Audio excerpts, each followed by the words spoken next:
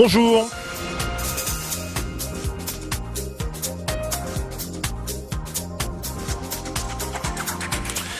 IPGR Chronique Info.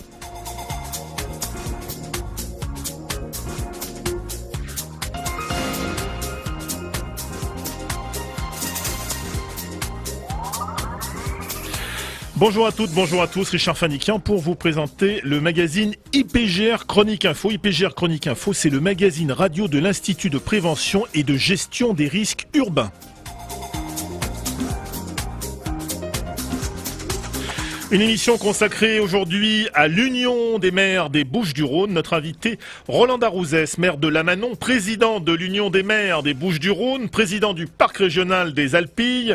On va faire tout le CV, monsieur Darouzès. Vice-président du SDIS 13 et premier vice-président de l'Institut de prévention et de gestion des risques urbains. Roland Darouzès, bonjour. Bonjour, bonjour à tous, bonjour à toutes et merci surtout de me permettre de venir ici m'exprimer. Merci. Alors Roland Darouzès, débutons cette émission par quelques mots de présentation vous concernant justement. Où et comment a commencé votre carrière, monsieur Darouzès ? Ma carrière a commencé dans mon petit village à Lamanon, oui, simplement dans le milieu associatif. Et puis du milieu associatif, on est passé aux élus. Oui. J'avais quelques relations. Oui. Dont une qui m'est toujours particulièrement chère et qui malheureusement a disparu, c'est Maurice Mérendol, qui a été pendant des années et des années le mentor de pratiquement tous les maires. Il a fait 7 mandats et il a été secrétaire général de l'Union des maires et il m'a donné le virus. Et c'est lui qui m'a permis de devenir ce que je suis aujourd'hui, humblement, mais je crois que vous en avez beaucoup trop dit sur mon CV d'élu. Alors justement, parce que c'est le sujet de l'émission, présentons l'Union des maires des Bouches-du-Rhône, dont vous êtes le président, monsieur Darouzès. L'Union des maires des Bouches-du-Rhône a été fondée en 1946. Comment fonctionne-t-elle et quelles sont ses principales missions ? Alors 1946, c'est le début donc de l'Union des maires. C'était une Union des maires qui était associative et qui était plutôt le lieu de rencontre de tous les maires pour discuter de quelques problèmes, mais surtout pour se rencontrer et pour passer un moment agréable ensemble. Et puis, petit à petit, sous l'impulsion donc de Maurice Mérendol et de Christian de Barbarin, ne pas l'oublier, parce que Christian de Barbarin a été le président pendant des années. Oui. Et des années, et je l'ai remplacé parce qu'il avait décidé de partir. C'est devenu quelque chose de plus important à partir de la décentralisation, la première décentralisation. Oui. Gaston Defferre. Le nom reste là, gravé, oui, marqué, c'est 1982. Et à partir de 1982, il a fallu que nous, les maires, nous nous habituons à travailler avec toutes les instances dirigeantes pour pouvoir mettre en place cette loi de décentralisation, oui, qui a été au départ pour nous un changement véritablement considérable. Et puis il y a eu la loi de 1984, la décentralisation de l'urbanisme, oui, qui là a fait aussi un boom extraordinaire et il a fallu que nous apprenions les uns et les autres parce que nous ne sommes pas formés à ça et nous avons appris. Et c'est pour ça que l'Union des maires est devenue de plus en plus formatrice, informatrice, communicative, et c'est le rôle de l'Union des maires d'être en rapport avec tout ce qui est État et tout ce qui est collectivité territoriale. Voilà le rôle de l'Union des maires. Alors signalons-le, elle est apolitique, complètement pluraliste, et c'est une source, alors l'Union des maires des Bouches-du-Rhône, c'est une source de conseils et d'informations permanentes au service de tous les maires du département. Tous, avec quelques petits accros quelquefois. Oui, comme partout. Voilà, on a eu quelques petits accros, mais c'est des accros avec, ce sont des coups de griffe, mais avec les griffes rentrées, c'est des coups à pattes de velours, parce qu'on a besoin de l'Union des maires. Et même les grands-maires, je m'entends, MAI-heureux, oui. les grands-maires ont besoin de nous, les petits maires.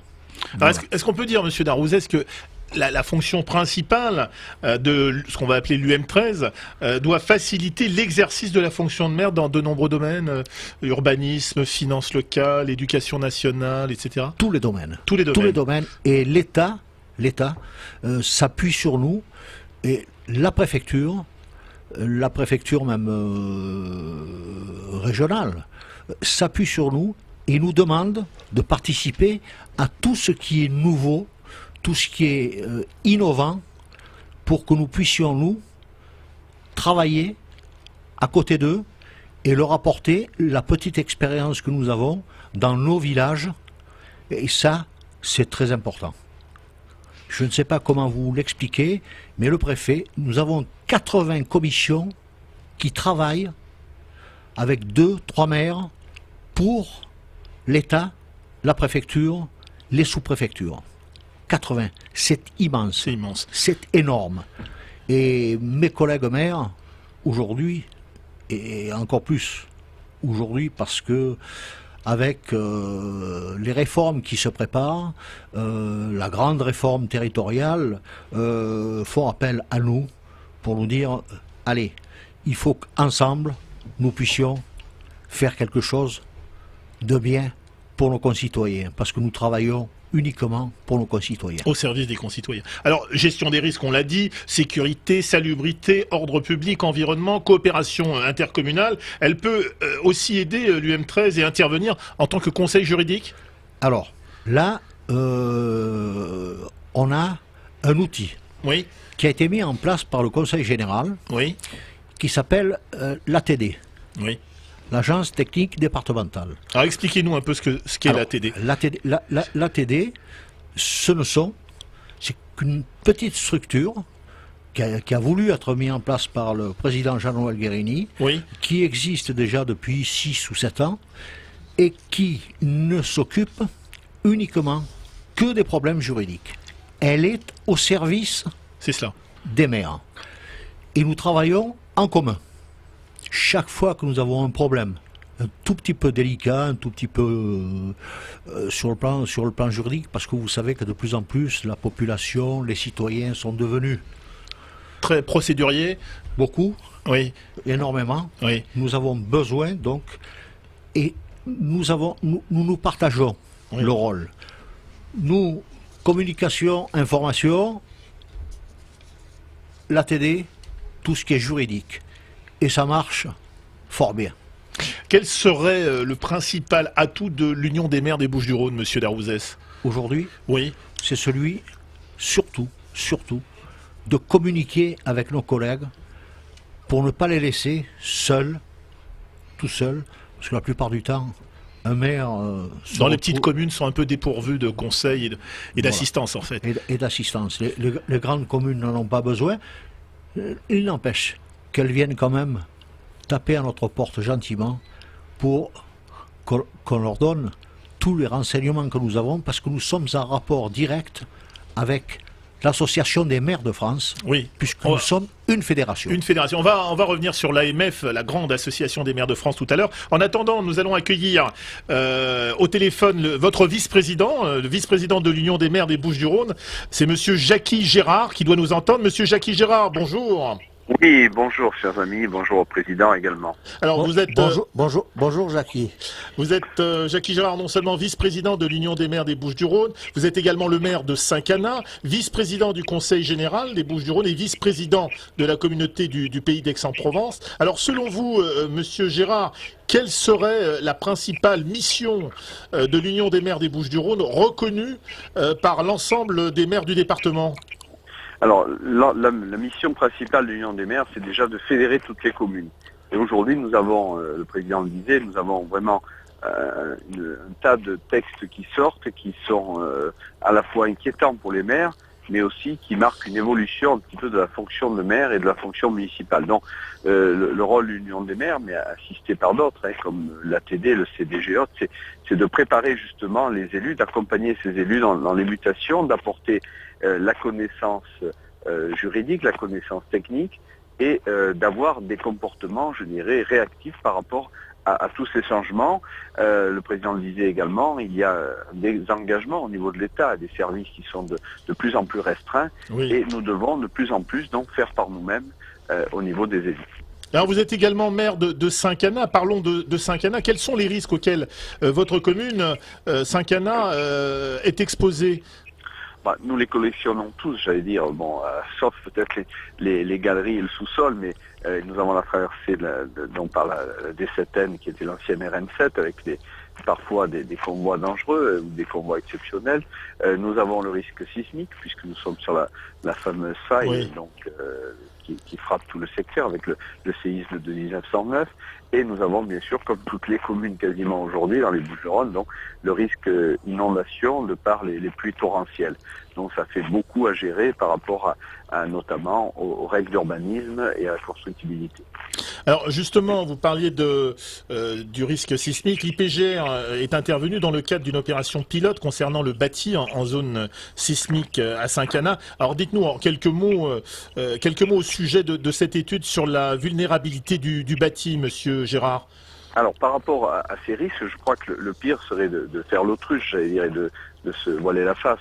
Il faut aujourd'hui prendre à bras-le-corps nos responsabilités. Je crois que souvent on reproche aux élus de ne pas le faire, et je pense que c'est plutôt le contraire. Ils le font dans la plupart des cas avec ardeur et responsabilité.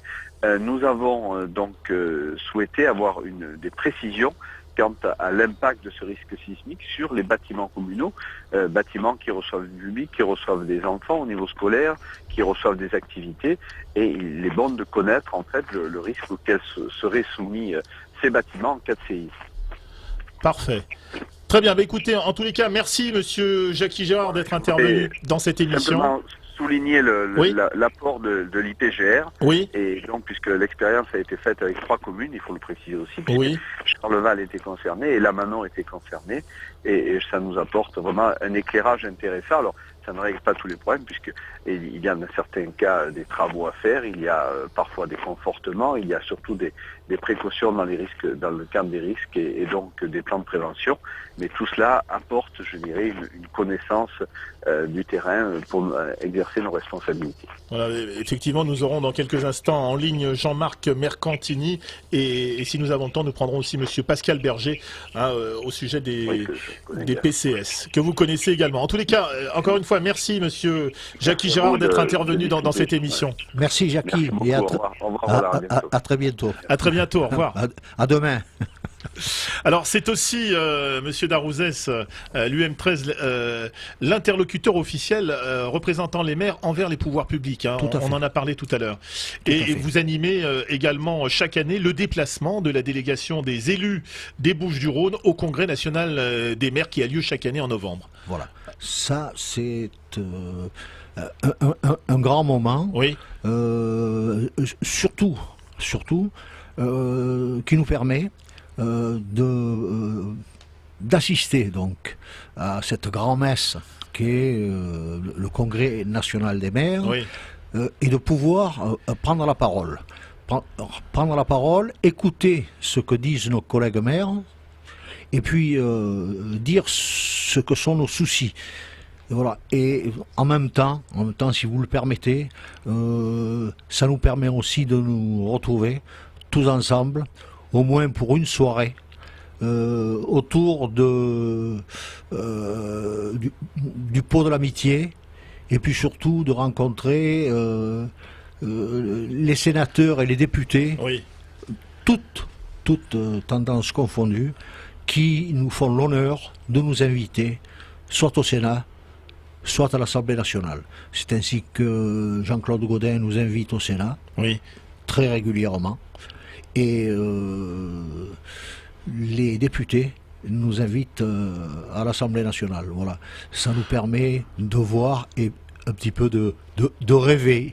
Mais c'est important, ça nous permet de rêver quand même un petit peu devant les ors de la République. Alors c'est important pour vous cette dimension, de créer des liens de solidarité et d'amitié entre tous les maires des Bouches-du-Rhône. Tous les maires. C'est fondamental. Et nous faisons... Au-delà des divergences politiques. Tout à fait. Et nous faisons, depuis des années et des années, un voyage annuel où tous les maires sont conviés avec leurs conjoints et conjointes, et nous pouvons ainsi faire pendant 2 semaines soit une croisière, soit un déplacement qui nous permet de voir que malgré nos différences politiques, nous sommes des maires avec les mêmes problèmes. Oui. Voilà. Et là, c'est quelque chose de très fort. Je peux vous l'assurer. Fini les partis traditionnels, les grands et les petits, nous ne parlons que de nos problèmes. Nous parlons des problèmes familiaux, des problèmes de nos concitoyens, et c'est quelque chose d'extraordinaire. Et tout le monde nous demande quand allons-nous faire le prochain voyage.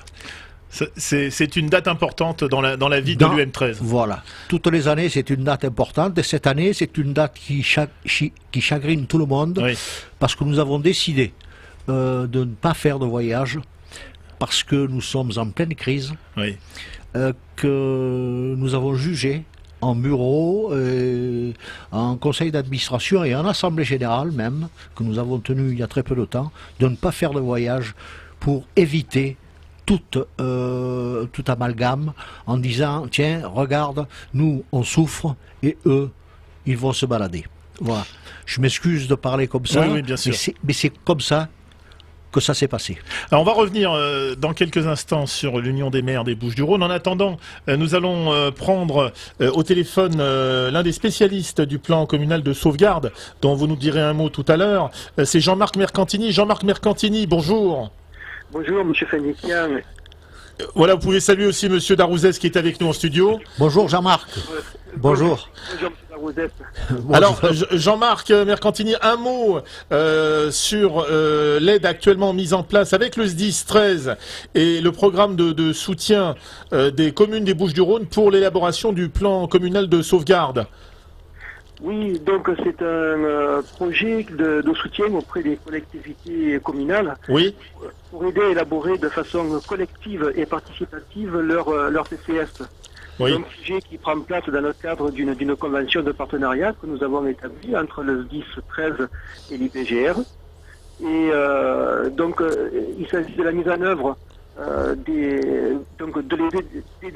les collectivités communales à mettre en œuvre leur plan communal de sauvegarde de façon participative et collective.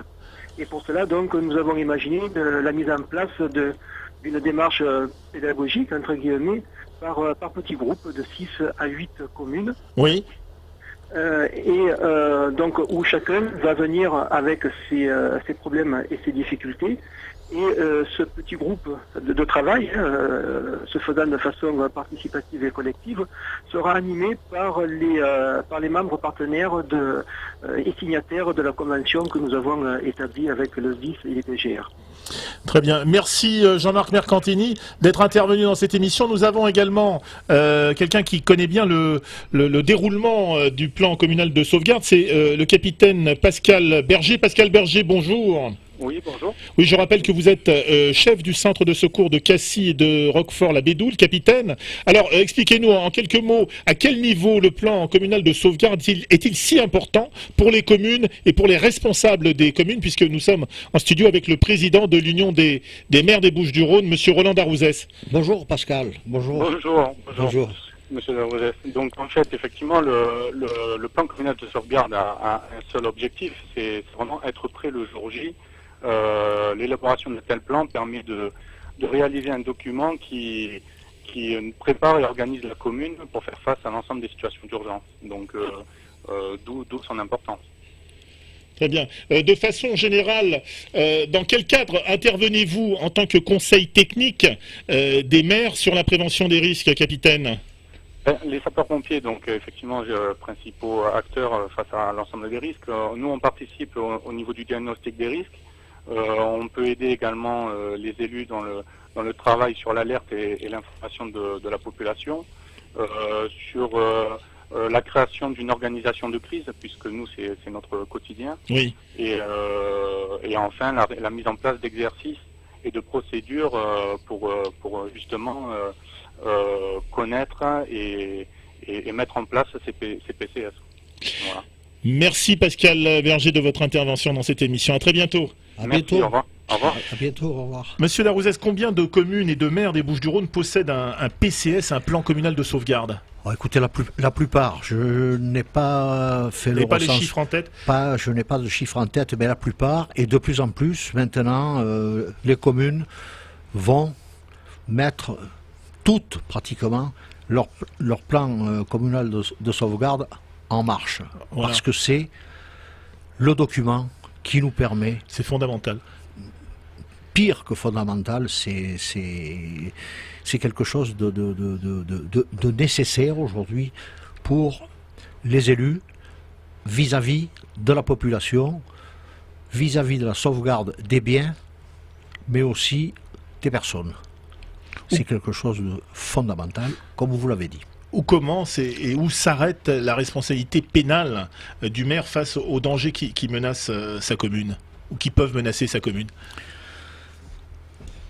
Je n'ose pas parler de moi, mais j'ai vécu une expérience très douloureuse. La Manon est un village très charmant. Vous m'arrêtez mais je ne vais pas être long. C'est un village qui est charmant, qui est au pied des Alpilles, qui fait partie donc on en parlera peut-être tout à l'heure. Oui. On parlera des Alpilles, qui possède des grottes et des apics. Et nous avons eu, il y a de cela 3 ans, un décès, c'est-à-dire une personne qui est tombée et qui est morte. C'était un jeune trisomique, jeune parce qu'il avait 35 ans. Il a échappé à la surveillance pendant quelques secondes et il est tombé, il est mort. Celui qui a été embêté le plus, c'est le maire. J'ai été immédiatement mis en examen. Dans un premier temps, mis en examen à titre individuel, c'est-à-dire Roland Darouzès, maire de la Manon. Nous nous sommes un tout petit peu battus. Et puis, bon, c'est la commune qui a été mise en examen. Et je dois vous avouer que rien n'est laissé au hasard. Tout simplement, mise en examen parce que nous n'avions pas mis de panneaux d'avertissement de ces apics. C'est tout ce que j'ai voulu répéter à mes collègues. Faites très attention, prenez des arrêtés. Chaque fois que vous voyez et que vous avez la possibilité de vous apercevoir qu'un danger existe, prenez des arrêtés, mettez des panneaux, et c'est là, ça ne sauvera peut-être personne, mais c'est là que votre responsabilité sera le moins recherchée. Sinon, immédiatement, c'est vous qui êtes recherché. Et ça, c'est quelque chose de très gênant pour un élu. Et c'est ce qui a empêché beaucoup d'élus, cette histoire de responsabilité, beaucoup d'élus de se représenter. Les maires ne veulent plus reprendre un nouveau mandat. Non. Quand ils sont dans des situations similaires à celles que vous évoquiez. Voilà. Est-ce qu'il y a, Roland Darouzès, toujours une inexistence du risque zéro? Le risque zéro n'existe pas. Malgré tout ce qu'on pourra mettre en place? On pourra mettre tout ce qu'on veut, le risque zéro n'existe pas. Et c'est pour ça. Par contre, ce qu'il faut faire, c'est que l'on puisse parler de la culture du risque. Et ça, chez nous, ça n'existe pas. Il faut véritablement que nous, élus, éduquons nos citoyens pour dire qu'on va vers une culture du risque. Alors justement, est-ce que cette culture du risque s'est-elle véritablement installée dans les consciences des élus de façon générale et également dans les consciences de la population? Et est-ce qu'il y a encore un gros travail à faire à ce niveau-là? Il y a un immense travail à faire. Il faut qu'on parle, il faut qu'on communique, il faut qu'on fasse énormément de choses. On s'appuie sur les PGR. L'IPGR, vous avez dit tout à l'heure, c'est l'Institut de prévention des risques et de gestion des risques urbains. Et avec Claude Collin, nous essayons de faire passer le message, il faut que ce soit la gestion des risques ruraux aussi. Parce que là, on ne parle que des urbains, mais il y a les ruraux qui existent. Donc, et Claude Collin est tout à fait d'accord pour qu'on aille vers la ruralité, pour que l'on puisse transmettre tout ce que nous pouvons savoir à nos concitoyens.